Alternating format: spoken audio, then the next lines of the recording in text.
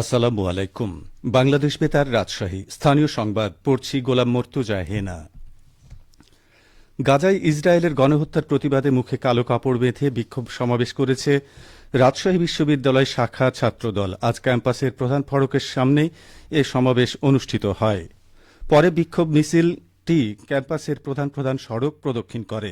এদিকে মহানগর ছাত্রদলও নগরীতে পৃথক কর্মসূচি পালন করেছে। সময় ছাত্রদলের নেতাকর্মীরা অসহায় গাজাবাসীর জন্য মহান আল্লাহ তাআলার দরবারে মোনাজাত করেন। বিক্ষোভ কর্মসূচিতে বক্তারা বলেন, দখলদার ইসরায়েল পৃথিবীর মানচিত্র থেকে গাজার চিহ্ন মুছে ফেলতে নারকীয় হত্যাযজ্ঞে মেতে উঠেছে। আন্তর্জাতিক বিশ্ব এখনও এখানে নীরব দর্শকের ভূমিকা পালন করে চলেছে। এদিকে গাজায় নৃশংস বর্বরোচিত হামলার প্রতিবাদে সিরাজগঞ্জে জেলা ছাত্রদলের উদ্যোগে বিক্ষোভ মিছিল ও সমাবেশ অনুষ্ঠিত হয়েছে।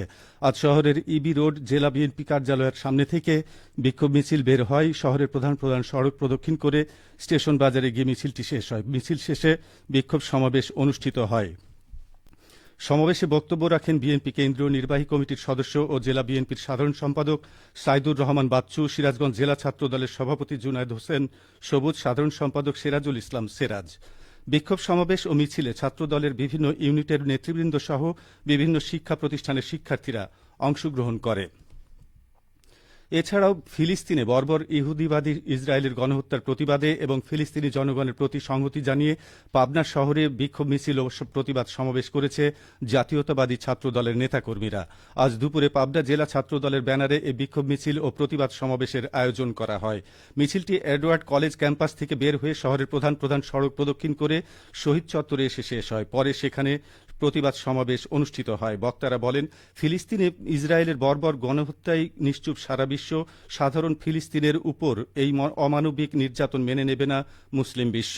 ইসরায়েলের সব ধরনের পণ্য বর্জনের ডাক দেওয়া হয় এবং আন্তর্জাতিক আদালতে ইসরায়েলের গণহত্যার বিচার দাবি করেন বক্তারা। এ সময় বক্তব্য দেন জেলা ছাত্রদলের সাবেক সভাপতি মুসাব্বির হোসেন সঞ্জু, বর্তমান সাধারণ সম্পাদক কামরুজ্জামান প্রিন্স, সিনিয়র যুগ্ম সম্পাদক মাহমুদুল হাসান, সাংগঠনিক সম্পাদক সাদ্দাম হোসেন সহ বিএনপি ও তার অঙ্গ সহযোগী সংগঠনের নেতৃবৃন্দ। নাটোরের বাগাতিপাড়া উপজেলার ভোটার তালিকা হালনাগাদ কর্মসূচির নিবন্ধন কার্যক্রম শেষ হয়েছে। তালিকায় নতুন ভোটার হিসেবে অন্তর্ভুক্ত হয়েছেন ৪,৩০৮ জন। এর মধ্যে পুরুষ ১,৯৬৩ এবং নারী ২,৩৪৫ জন।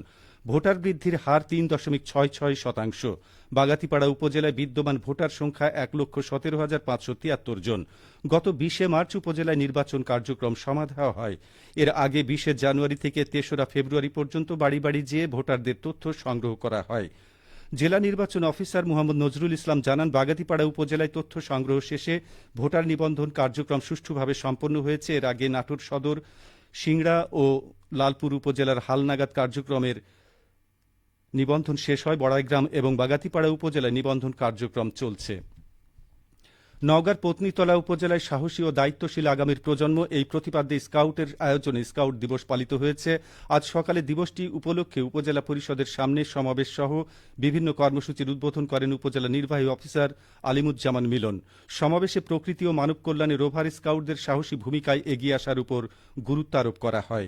এ সময় বক্তারা বলেন, মেধাবী ও সুস্থ জাতি গঠনের পাশাপাশি স্কাউটিং সাহসী, আত্মনির্ভরশীল ও মানবিক হতে শেখায়। এছাড়া স্কাউটের সাথে সম্পৃক্ত হলে শৃঙ্খল জীবনযাপনের অভ্যাস গড়ে ওঠে। অনুষ্ঠানে সিনিয়র রোভারমেট ও জাতীয় ক্রীড়া পরিষদের সদস্য মাসুমুল হক সিয়াম সহ উপজেলা রোভার স্কাউটের বিভিন্ন পর্যায়ের দায়িত্বশীল ব্যক্তিগণ অংশগ্রহণ করেন। সিরাজগঞ্জে এবার কলা চাষে ভালো ফলন হয়েছে। বাজারে কলার ভালো দাম থাকায় লাভবান হচ্ছে কৃষকেরা। সিরাজগঞ্জ জেলার ৯টি উপজেলার বিভিন্ন স্থানে চলতি মৌসুমে ২৮৭ হেক্টর জমিতে কলা চাষের লক্ষ্যমাত্রা নির্ধারণ করা হয়েছিল। এবার লক্ষ্যমাত্রার চেয়েও বেশি জমিতে চাষ হয়েছে। উল্লাপাড়া, তাড়াশ, রায়গঞ্জ সদরসহ যমুনা নদী সংলগ্ন চরাঞ্চলে কলা চাষ বেশি হয়ে থাকে। বাড়ির আঙিনা, পুকুরপাড়, ভিটেমাটি, এমনকি রাস্তার ধারে দেখা যাচ্ছে কলার গাছের সারি। খরচ কম, লাভ বেশি হওয়ায় কলা চাষে ঝুঁকেছেন জেলার অনেক কৃষক। জেলা কৃষি সম্প্রসারণ অধিদপ্তরের উপপরিচালক আজম আহসান শহীদ সরকার বলেন, কলা একটি লাভজনক ফসল। কলা চাষে কৃষকের আগ্রহ বাড়ছে এবং কৃষি বিভাগ থেকে পরামর্শ দেওয়া হচ্ছে। এবছর কলা চাষে ভালো ফলনের সম্ভাবনা রয়েছে। সবশেষে আবহাওয়া।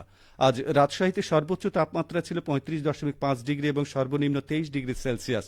বিকেল 3টায় বাতাসে আপেক্ষিক আর্দ্রতার পরিমাণ ছিল 47%।